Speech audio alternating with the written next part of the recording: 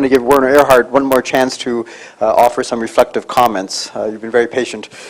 I was thinking that the word decision is what got wound up with from judgment and emotion.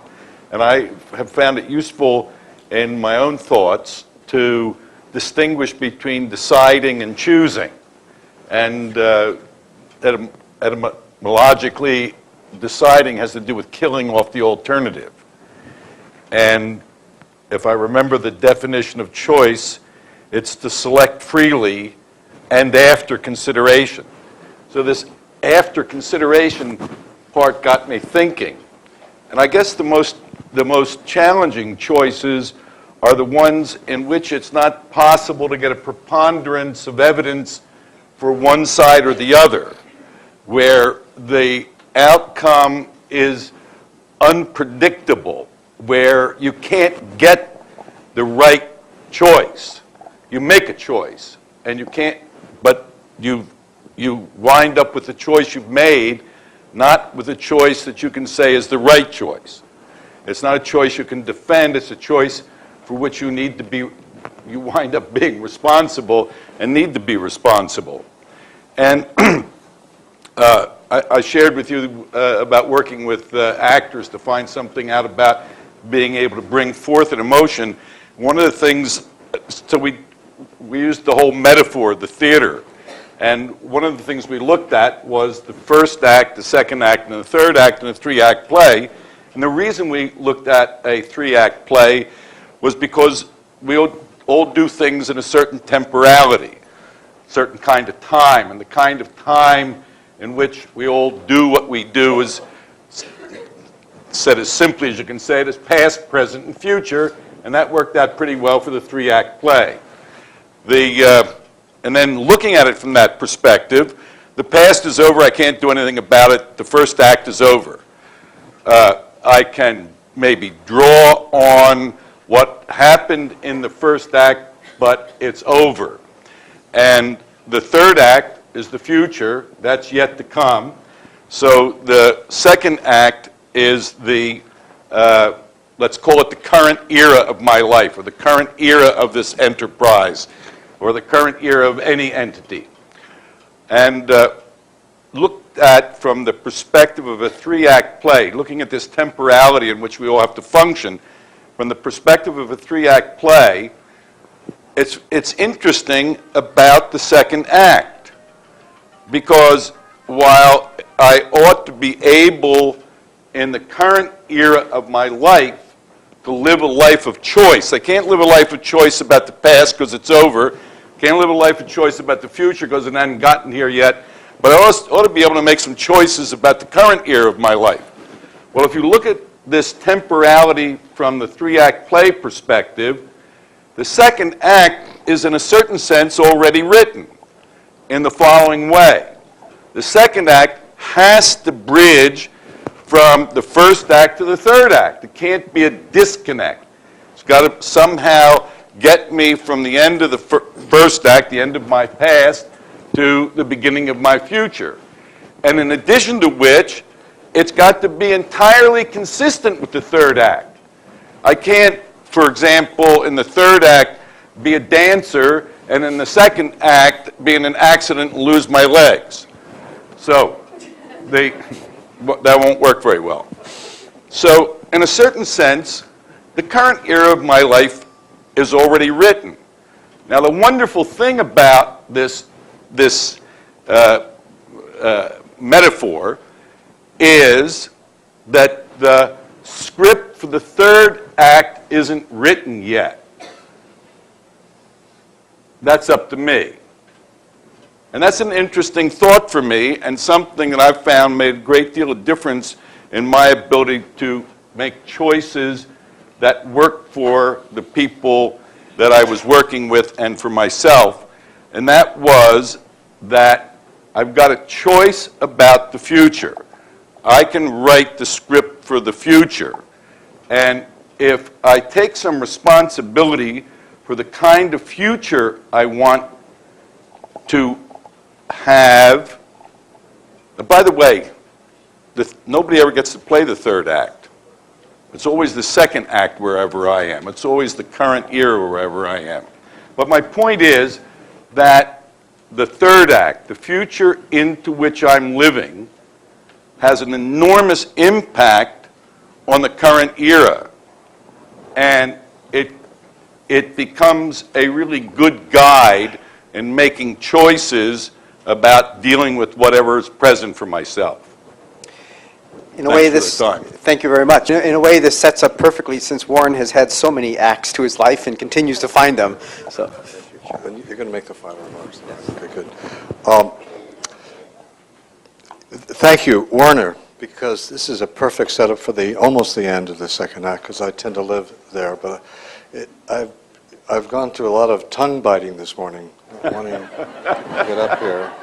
But I want to tell you, I want to make a comment, an observation, and then I want to raise a question that my dear niece, Phyllis Bennis, raised earlier, and I want to get back to it because it raises a whole lot of issues that I hope we can get to in the third. And I don't know why we're ending in the fourth act, Warren. That's another question to take. I mean, but it's not a bad metaphor.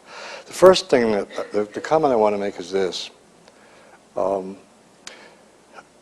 Nehru, we talked about Gandhi. Jim brought up Gandhi this morning. Nehru once said about Gandhi that he made India proud of herself. I've always thought about that, about leadership, about making people proud to be in an organization.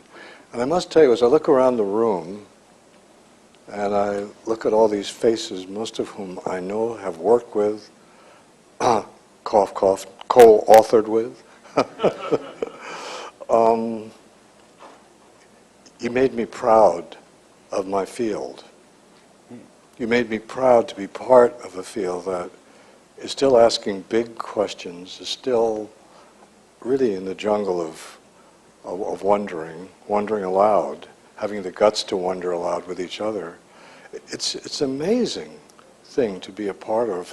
And you know, we've all had our arguments, our ups and downs, the disputes, but overall the idea of being a part of a field, which, to go back to what Uri Herscher said about the word courage, it wasn't mentioned, but it's in the air, because anybody interested in the inquiry of leadership, anybody who's interested in doing it, are very brave, courageous souls.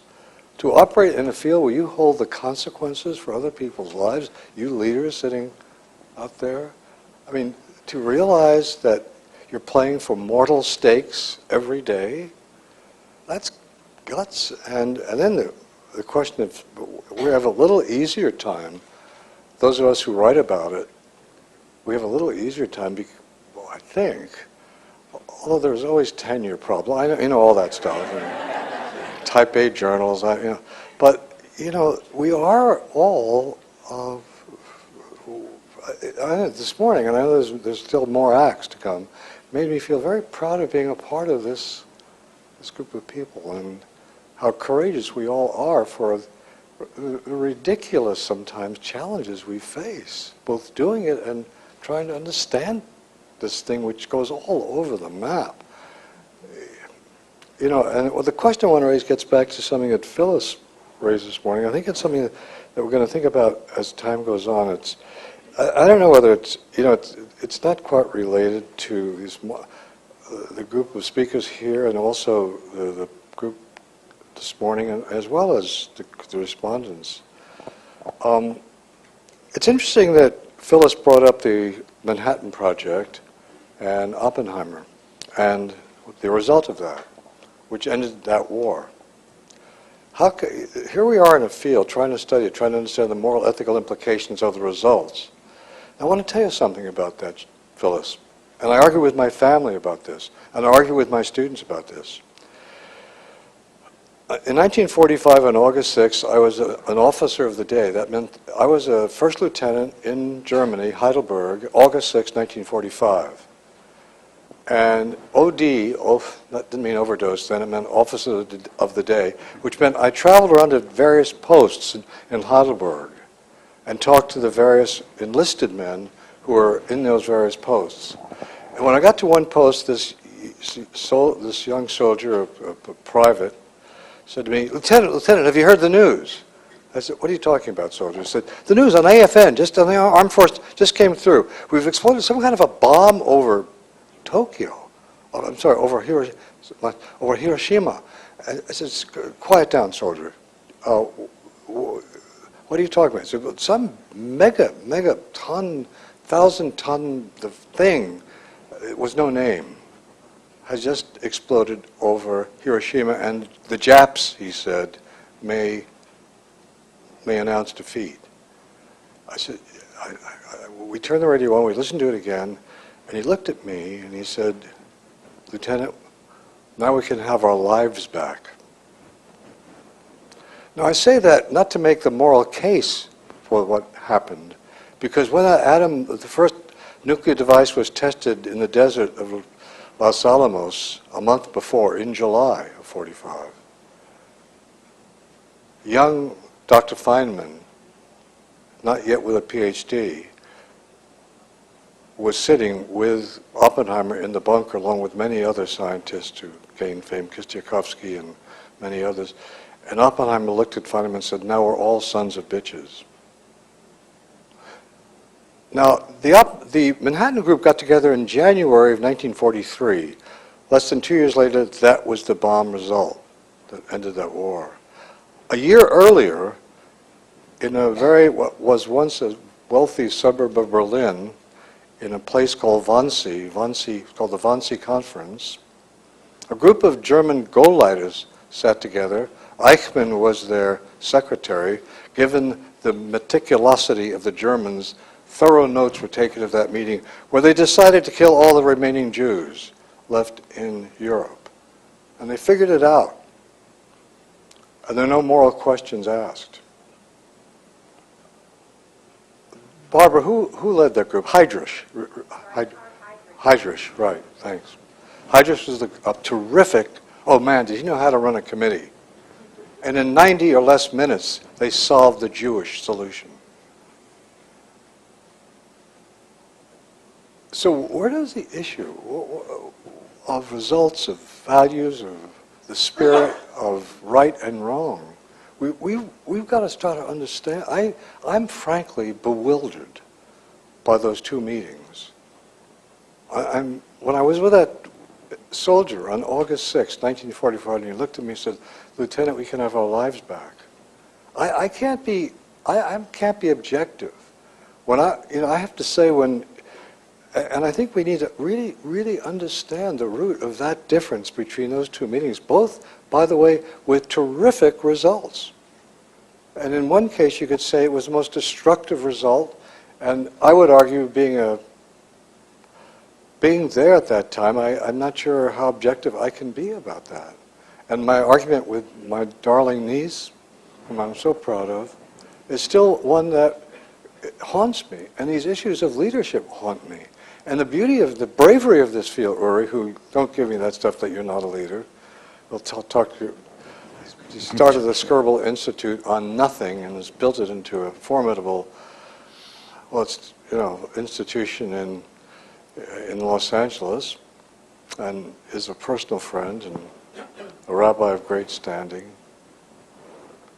I just really want to raise the question, but I also want to tell you how proud I am